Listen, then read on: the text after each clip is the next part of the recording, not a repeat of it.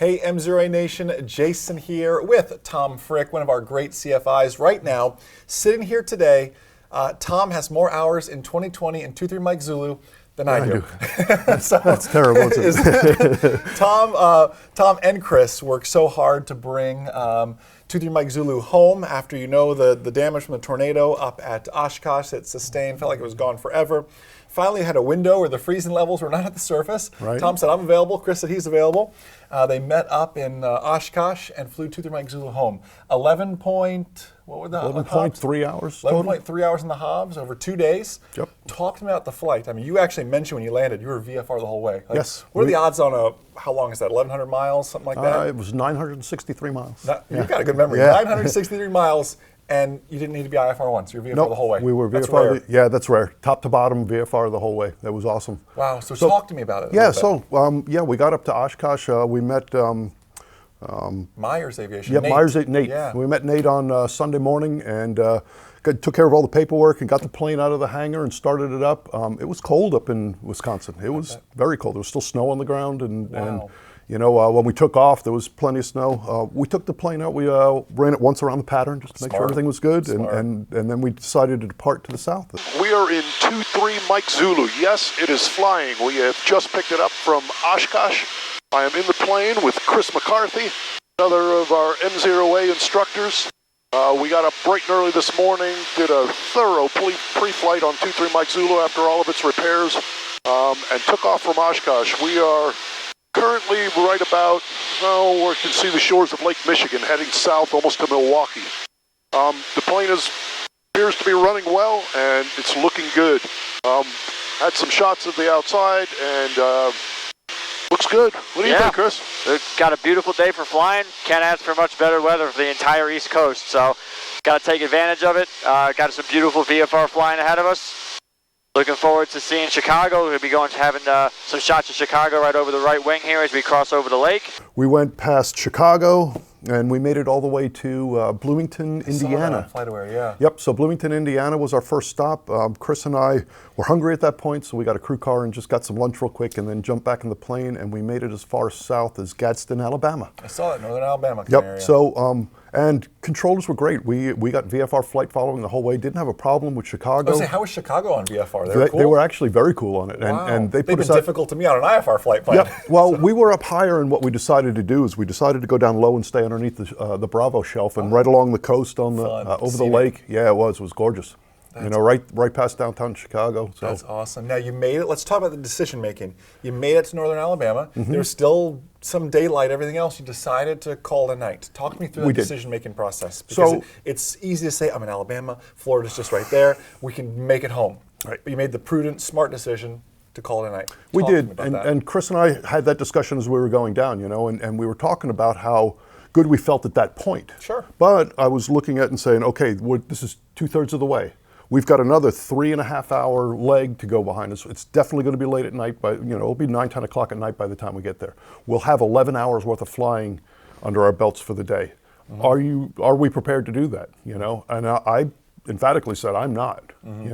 If you're going to be rested enough to where we go there, I'm willing to support you through that, but I'm not going to be fit enough myself. And he says, I don't know, I'm either. And just so you know, I'm 55, Chris is 24, and I mean, he's got a little bit more stamina than I do, so I was willing to support him through that. And we both made the decision collectively to say, you know what, maybe it's a better idea that we refuel the plane, refuel our bodies, get some rest, let's get up first thing in the morning and go. Made it as far as Alabama, spent the night, got refreshed, and got the plane fed, got us fed, and we're back in the air and headed south. Appears to be running really well this morning. A little bit of an overcast up about, looks up pretty high, but yeah, pretty high. Going good. What do you think, Chris?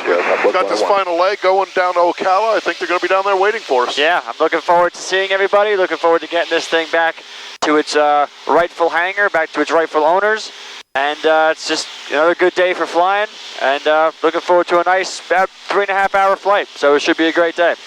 talk to me. What'd you learn on the flight? What I mean, on a 963 nautical mile cross country, you had to learn something kind of along that way. What's a big takeaway? I mean, you have time in 23 Mike Zulu. Yes. So that's awesome and super beneficial, but it had been a while. Yep.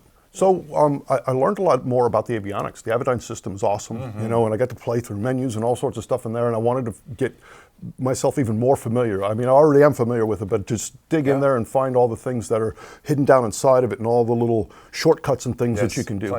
The Dynon as well, you know, that is a pretty robust system, and getting that working good was fun, you know. So the other thing is like learning, just watching the country go by, you know. I mean, I fly over it but I'm normally at 43,000 feet. At 5,500 feet, it's a completely different animal, and that was beautiful too. So I learned that I can do this, you know. I mean, I think it's just over the longest flight that I've had so far. Really? Yeah. The last one was Clearwater to Austin, was 850 miles, so this is almost 1,000, so that's awesome. Getting further. Hey, congratulations on that. That's super. We'll have to do a corner-to-corner one. There you go. There you go. That's awesome. So, you need to find us an air show up in Seattle or something. That's what we need to do in the summertime, though. In the summertime. MzeroA Nation, any questions about this journey? Any questions about 23 Mike Zulu?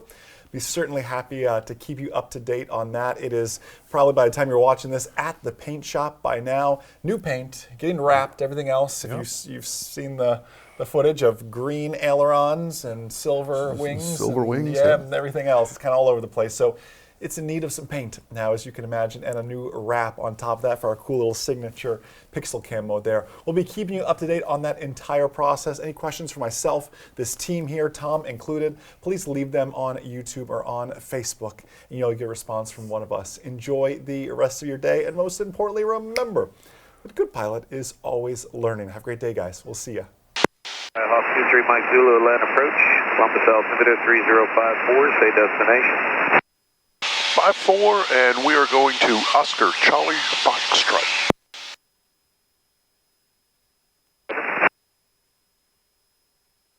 MzeroA. That's a firm. Hey, mate, you guys do great videos. Keep up the work. Take a 2-week free trial of our online ground school and see why Aviation Consumer Magazine named it the top online ground school on the market. The first thing you'll notice is that we never teach to the test. We teach real-world skills that are going to keep you and your loved ones safe when you fly. Now, it's because of this real-world teaching, you'll pass your knowledge test and your check ride with flying colors. With one membership, you get access to all our courses, plus weekly webinars with myself and this outstanding MzeroA.com team. It's really like an interactive TV show broadcast from our studio, where you get to interact with a team of CFIs. We also offer live support and email support to make sure you succeed. Now, one thing you'll notice is that MzeroA is like nothing else on the market. It is truly a flight training community geared towards making you a safer, smarter pilot, because a good pilot is always learning. It's much more than a slogan for us. It is truly a mission. So click below and take a 2-week, no strings attached trial of our top-rated private, instrument, commercial, and FOI courses. Once you join our flight training community, I promise you will never want to leave.